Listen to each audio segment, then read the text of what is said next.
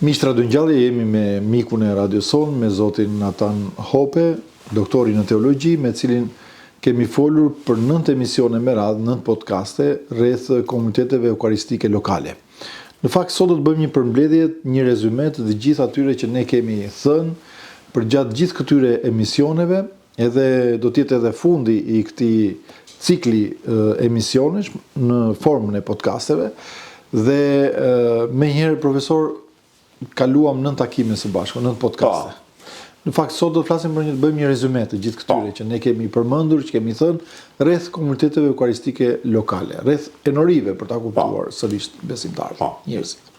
Ka qenë një udhëtim shumë e bukur së bashku, edhe javë për javë edhe kam pritër, mezi kam pritër edhe kjo mundësi të diskutojmë, sepse është diçka shumë e bukur. Këto emisione, profesor, gjithë këto intervista do të transmetohen edhe në Radio Ngjallja, janë uploaduar në kanalin tonë të YouTube-it, do shpërndahen në rrjetet e Facebook, por gjithashtu do t'i kemi dhe transmetime në radio, në valët e Radios Ngjallje. Shumë bukur, edhe mendoj që janë gjërat që vlen që të investojmë kohë, që të dëgjojmë, të shikojmë.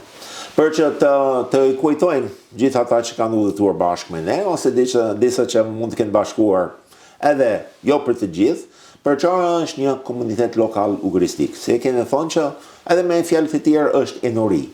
Për që shpesh ne nuk kemi ide të qartë duhet jetë një enori, ndoftë kemi përjetuar diçka për enorin, për edhe në situatën tonë këtu në Shqipëri, që dim historinë, që është një histori e jashtëzakonshme, edhe që gjithë jetë normale e kishte ishte shkatëruar komplet, sheshuar, edhe që po rindërtohet. Edhe që për kjo rindërtim, si të rindërtosh një indërtes, duhet një plan, duhet një skic, duhet të dini çfarë do ndërtojmë. Edhe për komunitetin e kishës, duhet një plan. Edhe prandaj kemi formuluar ashtu 8 atribute që duhet të ketë çdo komunitet, çdo enori. Edhe ata fillojnë me 2 atribute që janë pak të përgjithshme, shumë të rëndësishëm, edhe që bashkohen me idejen e 2 porositë më të madh, që të duam Zotin edhe të duam të afërmin. So, i pari është jetë eukaristike. Edhe kjo është jetë, do më thënje eukaristia në greqisht e lashtë është falënderim. Që të jemi mirënjohës Perëndis për gjithçka, të kuptojmë që ai ka krijuar botën si vendin edhe mjetin e marrëdhënies son me Perëndin. Edhe kjo e kemi në mënyrë më të plotë në liturgjinë hynore, kur ne sjellim dhuratat tona, bukë dhe verë, vendosim në altar, që ka domethënie gjithë jetës sonë është në altar, është afruar Perëndis.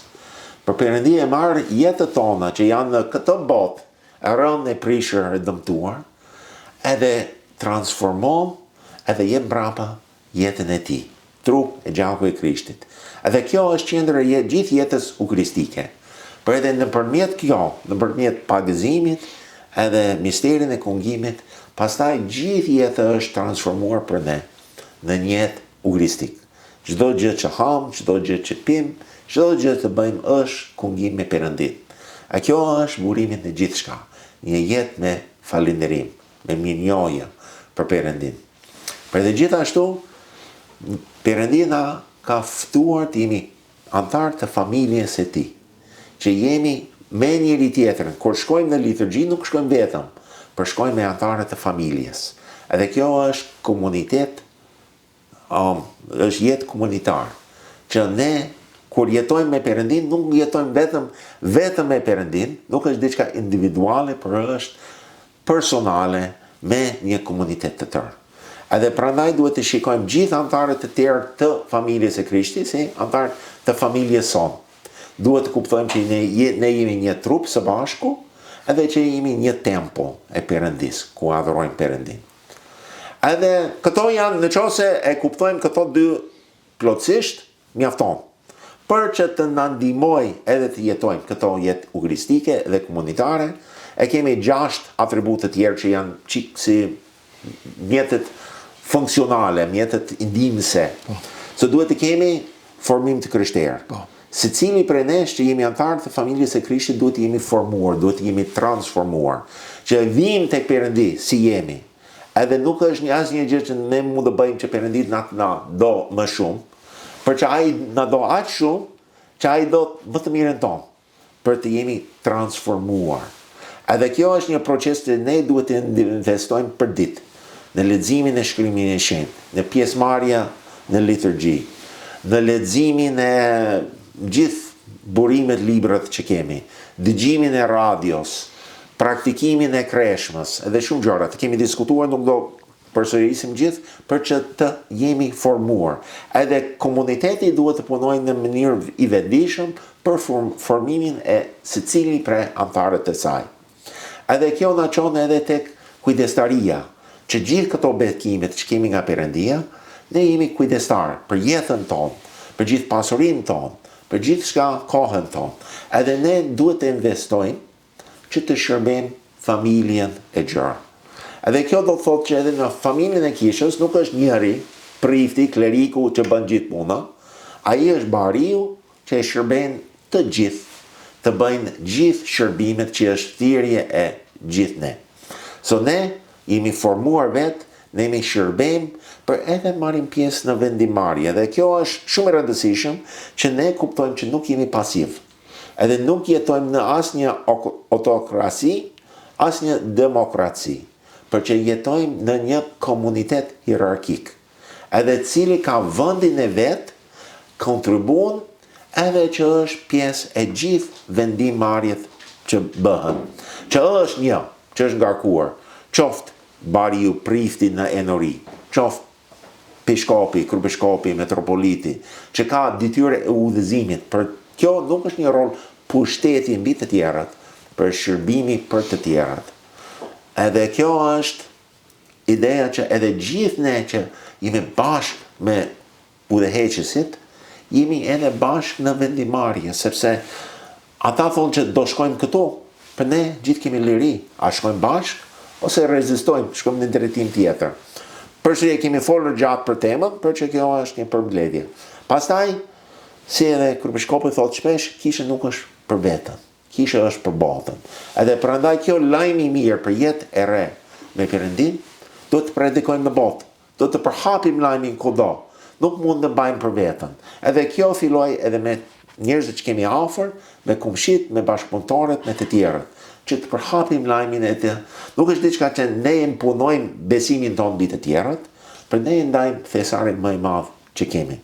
Gjithashtu, duhet të kujdesemi për ata që janë nevojë. Krishti kishte dashuri për të gjithë, na ka thënë neve të kemi dashuri për të gjithë, edhe gjithë kanë nevojë, qoftë fizike, qoftë emocionale, qoftë në mënyrë tjetër, ne duhet të kemi syt e dashurisë për botën, edhe të ndihmojmë botën. Edhe së fundi që ne duhet të mendojmë për mishërimi kulturor. Që Krishti ishte mishëruar në një vend, një kohë, në një kulturë, në një familje. Edhe fjala e Perëndis vazhdon të jetë i mishëruar nëpërmjet trupin e tij, që është kisha.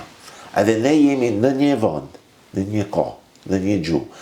Edhe ne duhet të jemi mishëruar në këtë kohë. Edhe është një sfidë, edhe që është një nga qelësët që të jemi për gjithë botën, të bëjmë punë e shpjegimin e Ungjillit për të gjithë, të ungjillizojmë të gjithë, por edhe është mënyrë që ne kemi adhurim më i plot për Perëndin, sepse gjithë kishët janë të ndryshme edhe kanë një pasurim më i madh. So kjo është shumë shkurt edhe shpejt ideja e një komunitet lokal ugaristike, një enori edhe rolin e secili prej nesh në ata. Për e rëndësishëm tani është një teori, është një praktik. Po. Edhe shpresoj që sot diskutojmë si të bëjmë edhe më shumë në praktik. Në fakt, duke u nxitur edhe nga hyrja që bëhet profesor, edhe nga i qëllimi që për hir të dashurisë së Perëndisë dhe për hir të dashurisë për njëri tjetrin, është gjithë kjo që ne përmendëm dhe folëm, sipas edhe urdhrit të Perëndisë, porosisë së tij. Duke dëgjuar gjithë këto, ne në fakt mund të pyesim veten dhe themi që se si mund të ndryshoj unë në qasjen time. Edhe së pari, ajo që është më e rëndësishme është edhe qëllimi i këtyre bisedave që ne bëmë është se si çdo njeri prej nesh që është pjesë antar i kishës së shenjtë ortodokse si mund të jetë pjesë e një enorie. Pra, ne duhet të jemi së pari, që është më e rëndësishme, është që të jemi pjesë e një enorie. Madje edhe këtu ku ne jetojmë në Tiranë, kemi kisha që shërbejnë, shumë shpejt do na ndërtohet edhe kisha e Shën Prokopit, por kemi katedralen që funksionon, kemi kishën të rruga e Kavajës në Ungjillizimi, kemi kishën në kombinat, kemi dhe kishën në zonën e uzinës autotraktorëve. Pra në qendrën thavor. Pra ne kemi disa kisha ku secili prej nesh duhet që të bëhet pjesë e një enorie, një komuniteti. Do shta edhe nga ty duhet kuptojmë pastaj më pas që ne së pari dhe ajo që duhet të nisë, po themi, me ato ndryshimin që besoj për secilin, është që gjë e parë është që ne do të jemi në çdo të diel, në çdo kremtim të së dielës të jemi pjesë e liturgjisë hynore. Besoj se që këtu nis.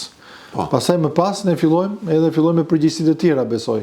Por nisim duke u antarësuar së pari, themi. Nuk kemi një lloj antarësimi me letra, por unë do shkoj bashkë me familjen time, do shkoj në filan kishë dhe do bëhem pjesë e këtij komuniteti, e kësaj kishe. Do jem aty në çdo liturgji që kryhet, pra do jem çdo të diel, të paktën flasim për ditën e Zotit, çdo të diel do të jem në kishë. Do të jem pastaj ajo që ne biseduam jashtë kamera, profesor, është që do të jem aty para se të fillojë liturgjia hynore. Pra kjo është gjë, besoj, më elementare dhe më e rëndësishme gjithashtu. Që nuk mund të shkoj në fund, kur mbyllet liturgjia, thjesht të marrën aforo, apo disa që shikojmë që vinë edhe duan të kungohen në fund të meshës, dakord për fëmijët e vegjël, se ka arsye, po për të rriturit, nuk do të vinë, mbasi ka mbaruar kungimi, të vinë të kërkojnë të kungohen, sepse duhet të vinë pak më herët në kishë, ta ndjekim. Nuk e di çfarë në gjë tjetër, profesor, mund të sjellim përveç, dhe qëndrojnë këto si për ta konkretizuar tani nga ana praktike. Edhe ata që do sugjiroj, pikërisht për ata që na kanë ndjekur në gjithë këto, që është të mendojnë për secili prej atributeve që kemi diskutuar, edhe se çështja që duhet jemi konkret. Në teori janë shumë gjëra të bukura për ata, për që të mendojnë konkretisht për veten. Në disa nga këta atributet të bëjnë një gjë gjatë javës që po vjen. Që është shumë e rëndësishëm që të jetë diçka konkret, diçka e bëshëm, që mund të themi një gjë shumë e madhe që nuk do bëjmë, nuk na ndihmon. Por diçka që është konkret, mund ta bëjmë. Diçka që mund të bëjmë edhe të bëjmë një afat kohore. Sepse nëse e them që do bëj dikuri nuk vjen askur. Dikuri është atje gjithmonë. Për të them që deri javën tjetër do bëj këtë gjë. Pastaj mund të masim, a kam bërë ose jo. Se këto janë atributet ato që në botë thuhen smart goals, për që janë gjërat që janë shumë të vlefshme për ne, që të marrim një diçka konkret, e bëshme, e maqshme, edhe me një kohë të limituar që do bëjmë. Edhe prandaj të them që të mendojnë. Edhe ju e keni thënë njëri nga këto që lidhet me jetë eukaristike. Që të jetojmë jetë eukaristike, duhet të jemi në liturgji. Të jemi të pranishëm. Duhet të jemi që në fillim të liturgjisë, sepse nuk është eukaristik të vim pasi ka mbaruar ose në mes. Ora 9 pa çerek duhet të jemi në kishë, në katedrale. Duhet të jemi atje. Është edhe shumë e rëndësishme që keni thënë që të jemi antarësuar në një vend. Edhe kjo është jetë komunitare. Sepse nuk mund të jesh motor vëllezër me njerëzit kur nuk jeni prezent vazhdimisht. Edhe nuk kemi një antarësi në kishë në përgjithësi. Kemi antarësi në kishë në veçanti nëpërmjet një komunitet saktuar. Nuk ka shumë rëndësi cili, në fakt në historinë e kishës zakonisht është thënë që duhet të jeni çfarë është enoria që është më pranë shtëpisë, atje. Sepse ajo është më pranë që keni më lehtë të shkosh. Tani në botë që jemi, ndoftë janë arsye të ndryshme, për shembull nëse një familje e gjerë ka një pjesë e familjes jeton në një anë të qytetit, një pjesë tjetër e duan të shkojnë gjithë. Ka kuptim. Për që të jenë pranë shtëpisë. Pra të themi, profesor, që ka rëndësi që të jenë pjesë e një komuniteti. Le ta zgjedhin vetë, po themi. Mirë është që të jenë afër shtëpive tyre, sepse ka kuptim dhe ajo që pse e bën pjesë asaj enorie. Që nëse kam një enori që është 10 minutë me këmbë nga shtëpia, përshkojnë dhe një që është një orë i gjysmë larg, nuk do jemi pranishëm atje si duhet. Nuk do jem pjesë e jetës. So, kjo është një gjërat në aspekt e jetë eukaristik, jetë komunitar. Një gjë tjetër në jetë komunitar, ne gjithë shkojmë në liturgjit. Të pranishëm atje për shumicën nga ne janë njerëz që ne doftë dim emrat, doftë nuk dim emrat. Dhe e kam vërre këtë profesor, sepse ne shikojmë për shembull kur shkojmë në kish, qëndrojmë afër, nëse shkojmë me familjen tonë, jemi të gjithë, qëndrojmë bashkë aty. Por ajo që ne u afrohemi janë njerëz që ne njohim. Pra afrohemi me ta dhe kjo ndodh çdo të diel. I shikoj shpesh herë në katedrale për shembull që secili shkon atje afër atyre njerëzve që njeh, atyre miqve. Pra ideja është që ne do t'i shikojmë dhe të tjerë në këtë lloj syri, me këtë sy, me këtë frymë që ata janë të vëllezërit tanë, janë motrat tona që kanë ardhur këtu, janë fëmijët tanë. Pra ideja është që të fillojmë të miqësohemi edhe me këta njerëz, të njohim këta njerëz. Edhe është bukur të jemi pranë njerëzve që njohin. Ajo nuk ajo është shumë bukur. Por ideja Por ta lëm për më vonë atë takimin tonë, të themi, me familjar tanë. Po të shkojmë ndoshta të interesojmë të qëndrojmë pranë një familje tjetër që ka ardhur për herë të parë ose. Që janë edhe dy situata që vijnë shpesh. Një është që mund të kemi një zakon, se gjithë ne kemi zakon, e kemi një vend që qëndrojmë në kish. Mund të jetë një person që është 3 kariget më te, që kemi qëndruar në liturgji, herë pas herë, 20 herë që kemi qenë në 10.000 metër larg njëri tjetrës, gjithë liturgjisë edhe s'kemi takuar asnjëherë. Edhe s'jemi interesuar, pasi e kanë. S'jemi interesuar, që themi mirëmëngjes, unë jam filan ka. Kush je ti? Edhe të njohemi. Në fakt ma ka thënë këtë profesor edhe shumë njerëz që vinë, që i kanë pagëzuar dhe disa prej tyre dhe janë larguar në fakt, sepse më thonë që na duket shpeshherë kisha si e ftohtë. Sepse nuk askush s'na erdhi të na thot një fjalë, askush s'na përshëndet. Madje edhe kur bëjmë një veprim, se jo të gjithë i dinë, ata që kanë më shumë vite që vinë në kish, ndoshta dinë sa gjëra më shumë se ata që vinë për herë të parë, për herë të dytë. Dhe kur shikojnë që dikush për shembull nuk e bën kryqin jo në mënyrë të duhur ose nuk çohet në këmbë për shembull kur duhet të çuar. Sepse ne kemi nevojë për të mësuar kohë pas kohe. Dhe dikush u shkon dhe u thotë që pse s'bëj kështu kryqin, pse s'çohesh në këmbë kështu. Dhe kjo lloj mënyre shpesh i ka larguar fare nga kisha. Sepse janë dirë si të huaj aty në kish. Që është shumë bukur të interesohemi për mirëqenien e tjetrit. Për një mënyrë që është për mirëqenie, jo për çortim. So është rasti. Dhe kur t'ja themi për të mësuar kryqin, ti themi me dashuri, si ta bëj, ta mësojmë në fakt. Po që të dim emrin së pari. Se pa emër, pastaj është. So, janë rastet që është njeri që kemi qenë atje për muaj të tërë, për edhe ndoftë rast më kritike që edhe kemi përmendur. Është një person që vjen atje s'kemi parë kur. Ai mund të jetë për herë të parë. Edhe që duhet shumë guxim që të çohesh në mëngjes, e të shkosh në një ndërtesë nuk njihni as kujt. Edhe shkosh edhe qëndrosh atje, është diçka që gjithë ne ndihmë në siklet. Çfarë bëhet si edhe që të gjejë një ngrohtësi. Nëse e shikojmë një person që nuk është një person që kemi parë shpesh pranë nesh, të themi mirëmëngjes. Jemi lumtur që jeni këtu. Keni ardhur shpesh në kish? Nga jeni? Një bisedë. Edhe pastaj shpesh edhe ne që frekuentojmë shpesh kishës, qoftë kemi programet pas kishës e katekizëm në gjëra të tillë, qoftë dalim, nëse nuk ekziston një gjë të tillë, qoftë dalim për një kafe. Të themi personi, a do vish për kafe me ne? Imagjino që edhe nëse vjen për kafe, bisedojmë, njohim njëri tjetrin, lidhemi, pastaj do vi javën tjetër? Ka shumë mundësi, sepse ka një mik atje tani. Edhe themi në fund, ju presim javën tjetër, do jemi së bashku javën tjetër. Po shkëmbejmë dhe numrat e telefonit, profesor. Ndoshta edhe pas na erdhi javën tjetër mund të shkruajmë një mesazh, s'të pam në kish, s'na erdhi në kish të diell.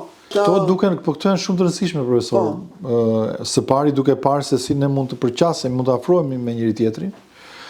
Por edhe në kuptimin që edhe si përgjegjësi që ne duhet kemi gjithsecili për nesh. Po mendoja ndërkohë që po flisim profesor edhe tek kur vjen ndërmend ajo formimi i krishterë, çfarë do të bëj unë nëse unë kam shkuar në kish edhe nuk i kam dhënë një rëndësi të madhe, po themi formimi tim shpirtëror. Pra nuk ndjek as katekizmin, nuk ndjek as këto mediat, as gjërat. Por duhet filloj që nëse dua të bëhem pjesë e këtij komuniteti, duhet të rritem në Krishtin, ky është ai qëllimi. Duhet të nis për shembull të jetoj jetën e përditshme si një krishter. Dhe Kisha e Shenjtë ka caktuar ka një kalendar i cili ka caktuar brenda në këtë kalendar dhe leximet e ditës. Dhe secili që na dëgjon duhet filloj që duke pasur këtë kalendar me vete, secili nga ne, këtu mund të gjej, pra sipas muajve, mund të gjej pjesën e shkrimit e leximeve të ditës. Dhe mirë që ne të fillojmë dalë të kultivojmë edhe dijen, formimin tonë të krishter në lidhje me këtë gjë, duke nisur me gjërat e thjeshta. Prandaj s'duhet të rrim prish së vërtetës, nuk duhet të rrim spektator, kemi thënë, por s'duhet të rrim as pa interesuar e kësaj gjëje, por duhet që të futemi, të angazhohemi akoma më tepër. Edhe të nisim me leximet e përditshme të shkrimit të shenjtë. So kjo është tek ajo pjesë që diskutuam për formimin të krishterë. So një gjë konkret që mund të bëjmë këtë javë në formimin tonë të krishterë është që të hapim Biblën edhe të lexojmë. Edhe tani gjithë ne jemi në stade të ndryshme. Leximet të kalendarit janë shumë mirë dhe shumë bukur në gjithë kishë që të lexojmë gjithë pasazhet së bashku, por edhe ata kanë një supozim. Ka një supozim, sepse lexojmë pjesë nga Ungjili nga vende të ndryshme çdo ditë. Supozimi është që keni lexuar një herë gjithë Ungjilin, edhe që kupton çfarë po lexon. So, pra të nisim me leximin e shkrimit të shenjtë, të Ungjillit. So, nëse dikush është një filistar, edhe nuk ka lexuar ndonjëherë edhe një Ungjill të tërë, ndoshta për fillimin që të arrijnë të lexojnë ato leximet e ditës, të lexojnë një kapitull në ditë, për nga një Ungjill, edhe nuk ka shumë rëndësi cilin, për që të lexoj për ditë një kapitull nga një Ungjill. Përsëri, një veprim e bëshme, brenda javës të thotë që unë do filloj edhe të lexosh një kapitull nga Ungjilli, sa kohë duhet? 5 minuta? 5 minuta e shumta. 7 minuta e shumta. Që a kemi kaq shumë kohë? Kemi. Pyetja është vullneti. Është e bëshme brenda një kohë saktuar diçka që mund të bëjmë. Edhe është diçka që është shumë e vlefshme. Ne kemi dëgjuar tani edhe me Kryebiskopi Joan, edhe historitë e tij që janë edhe ndarë në radio shumë. Që edhe sa shumë është ndryshuar jetën e tij kur dikush e ka dhënë Ungjillin e Joanit. Edhe ai ka filluar të lexojë. Edhe është transformuar jetën e tij nga leximi e Ungjillit. Prandaj duhet të flasim, po të paktën le të nisim në Norit, në Kishë. Sepse ndoshta jashtë do kemi turp që të takojmë njerëz jashtë nëpër rrugë. Do ishte shumë mirë që të flismë me njerëzve që takojmë çdo ditë. Por të paktën të nisim aty në Kishë, në atë ambientin tonë, në shtëpinë tonë të përbashkët, profesor. So kemi thënë sugjerimet për jetë uguristik, kemi thënë sugjerimet për jetë komunitar, kemi thënë diçka për formim të krishterë. Një gjë, profesor, që konstatoj dhe që ma kanë thënë këtë gjë, është fakti që shumë prej nesh, edhe në kur ulemi me të tjerë, flas shumë prej nesh, shumë besimtarë të krishterë, kur ulemi në përbiseda, nuk bëjmë tema rreth besimit. Tema mund të jenë rreth politikës, rreth telenovelave, rreth jetës përditshme, por shumë pak ndalen nga ne të bisedojnë dhe të ndajnë biseda rreth shkrimit të shenjtë. Më tregoi vetëm para disa ditësh një nën në fshatin Shtrëmen, më tregoi se si babai na mblidhte në darkë, thotë çdo darkë, ishim 7 fëmijë, thotë. Dhe na tregonte çdo mbrëmje na tregonte histori nga shkrimi i shenjtë. Pra, shumë bukur. Historitë e bukura të shkrimit të shenjtë, të dhjetës vjetër, të dhjetës së re, por të ilustruara për fëmijë. Dhe bisedat më thoshte të burrave, apo më tepër, apo edhe kur bënim në vizita nëpër familje, silleshin rreth besimit, rreth fesë, rreth. Pra ka shumë gjëra që mund të flasim, profesor. Dhe kjo është shumë mirë që kur ne ulemi me disa të rinj që na kanë ardhur tani, për shembull në Kishë, unë që kam, po themi, 15 vjet, 20 vjet në Kishë, le të mundohemi që ta kthejmë atë ambientin ku ne ulemi, qoftë atë kafen ku jemi ulur në kafe, të fillojmë të flasim biseda për kishën. Po. Dhe ata që janë të rinj, do thonë që tani u po shkojnë në kishë, po mësojmë gjëra të reja, po ndajmë gjërat e besimit. Se po shkojnë në kishë, po dëgjoj prap, mbas kishë, po dëgjoj prap bisedat që ne dëgjojmë çdo ditë, banalitetet e përditshme. Pra kjo mund të jetë mund të bëhet edhe kjo në praktikë, them profesor, diçka që edhe ka kaq shumë gjëra të bukura që mund diskutosh rreth kishës, rreth besimit, rreth edhe gjërat që jepin kuptim jetës. Po. Edhe kjo është banalitetet që kemi kudo, nuk jep kuptim jetës. Nuk jep kënaqësi, nuk jep gëzim. Edhe që janë gjërat që na rrëndon, kurse të përqendrohemi tek këto gjërat, për që është shumë e rëndësishme në komunitet, që të nxisim njëri tjetrin për kjo rrugë. Mendoj që nuk kemi kohë që të shkojmë tek të gjithë cilësit, për kjo ide kujdestari, që është një gjë praktike që dikush mund të bëj se është formuar çik në jetën e krishterë, që është një gjë praktike që mund të bëj të shërbe në komunitetin e tij. Në fakt janë shumë gjëra për të shërbyer. Ja, prandaj them që duke shkuar në kishë, në katedrale, shikojmë që ka shumë nevojë për shembull që ne mund të ofrojmë, se ne mendojmë se vetëm duke ofruar para, ndoshta mund të kontribuojmë në veprimtarinë e kishës. Unë mendoj që ka dhe mënyra të tjera për të bërë. Për shembull, gjatë organizimeve, qoftë flasim për fronëzimin e kryepiskopit, qoftë edhe për zgjedhjen e tij, pra aty kishte kaq shumë gjëra që secili nga ne mund të ofrojë një kontribut. Për shembull, kishte njerëz që vinin që desh sistemuar nëpër vendet ku ata do uleshin. Kishte nevojë për shembull për të sistemuar njerëzit që vinin dhe mund të qëndrojnë në katin e sipër. Kishte nevojë për shembull që të qëndronim jashtë edhe të orientonim njerëzit.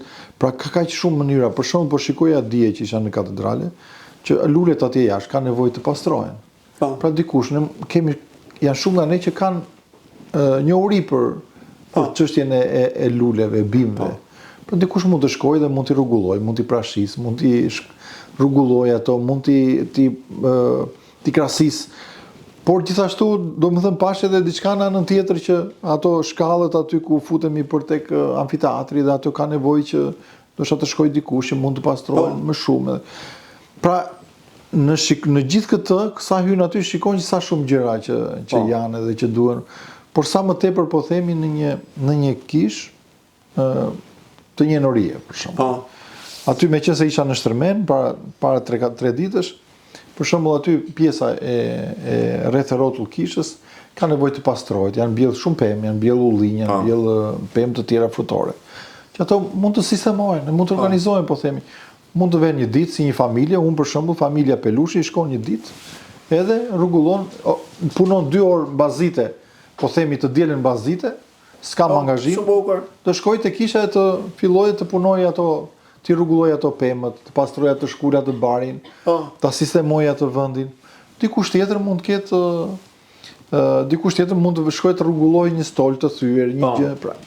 Edhe shumë bukur papu sepse e bëjnë edhe pastaj është e jona. Po është e jona dhe u ndihet edhe nuk është si një ambient e huaj, por është e jona. Po, por se kur shikojnë fëmijët nuk vjen ta thyej. Po. Se na ndodhet diku, shkoni billim në një vend pemë, edhe i thyenim, u vinin me avësi dhe gjenim të thyera. Po. Sepse kur nuk arritëm që këta njerëz të komunitetit tu bënim atyre të kuptonin që kjo kishë është e tyre, nuk është e jona. Nuk është atyre ca njerëzve që vinë nga Tirana apo ca njerëzve që shërbejnë me kishën. Po është për të gjithë.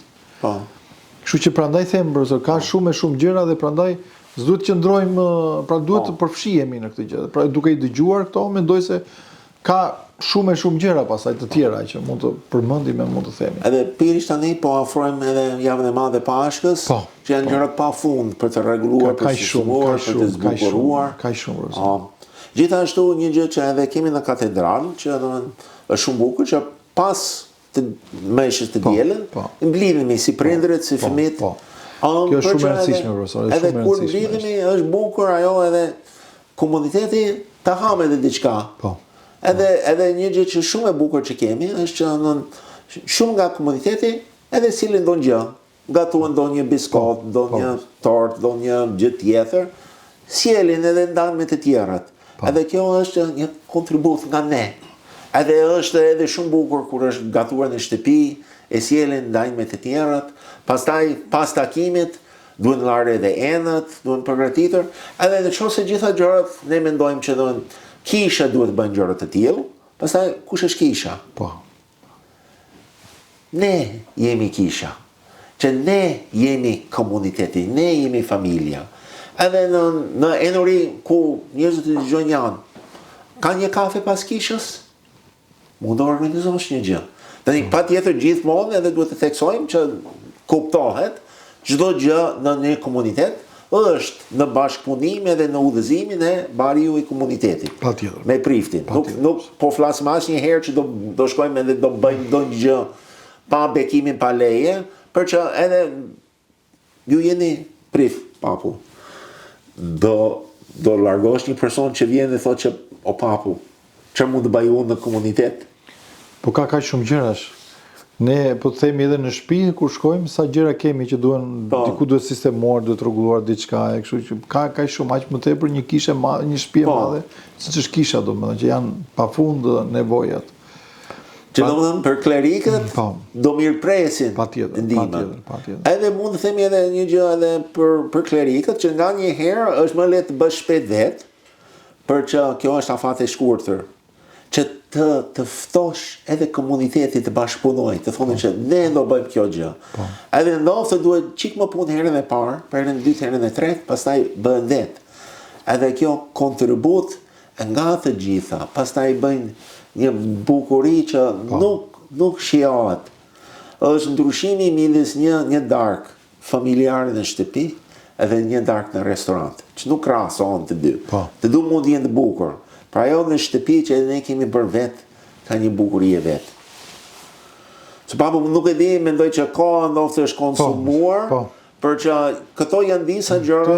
Jo vetëm e ofruan profesor, jo vetëm anën teorike, që është shumë e rëndësishme, patjetër, por edhe të bëhemi praktik. Pra kemi kaq shumë që mund le të përpiqemi të gjithë së bashku mos ta shikojmë kishën si një shtëpi të huaj, por ta shikojmë si shtëpinë tonë. Secili ka vendin e tij brenda saj, të jemi pjesë e një komuniteti, që është kaq shumë e rëndësishme të jemi pjesë aktive patjetër dhe të ofrojmë kohën tonë, kontributin tonë, pikërisht për mirëqenien e këtij komuniteti, për të arritur këtë komunitet. Ajo që diskutohet sot është pikërisht se si mund të shtohen komunitetet, si mund të rriten komunitetet. E duke qenë të gjithë në një mendje, patjetër që gjenden mënyra, sepse ka shumë të tjerë që kanë nevojë, kanë dëshirë dhe një nga problemet që po shfaq sot edhe shoqëria është pikërisht vetmia. Shumë njerëz janë të vetmuar. Dhe kisha është vendi mi duhur i përshtatshëm ku ti mund të bëhesh pjesë e komunitetit. Ku ti nuk mund të jesh më vetëm, por je pjesë e një komuniteti të tërë. Absolutisht. Edhe këto gjëra që kemi diskutuar sot janë vetëm disa sugjerimet. Për secili person e di komuniteti ku është, hap syt, shikoni që në gjithë aspektet, në 8 atributet e komunitet lokale ugristike përpiqeni të bëni një gjë. Edhe do shikoni një transformim e bukur, do të shikoni që edhe njerëz të tjerë kanë dëshirë të vinë, edhe do përjetoni një gëzim në jetë me Zotin ditë për ditë. Profesor, unë ju falenderoj shumë. Ishte kënaqësi. Edhe kemi shumë dëshirë që ta realizojmë dhe në anglisht këtë podcast. Mendoj se do të ketë interes edhe për njerëz, sepse tham që tashmë këto lëvizjet e popullsive kanë bërë që të na vinë edhe migrantë në Shqipëri tashmë, të kemi të huaj që flasin anglisht që i kemi në përkishat tona. Të shpresojmë që ndoshta mund ta realizojmë edhe në anglisht këtë podcast. Do jetë kënaqësi. Falenderoj shumë edhe mirënjohje për gjithë punën që keni bërë, edhe për këtë nxitje dhe këtë frymëzim njëkohësisht. Është kënaqësi të jemi bashkë dhe punojmë bashkë. Miq Radio Ngjallja, po e mbyllim këtu dhe këtë podcast rreth komuniteteve eukaristike lokale. Ishim me doktor Nathan Hope. Të shpresojmë të takojmë sërish në tema të tjera, emisione të tjera me profesorin. Miru dëgjofshim dhe miru takofshim.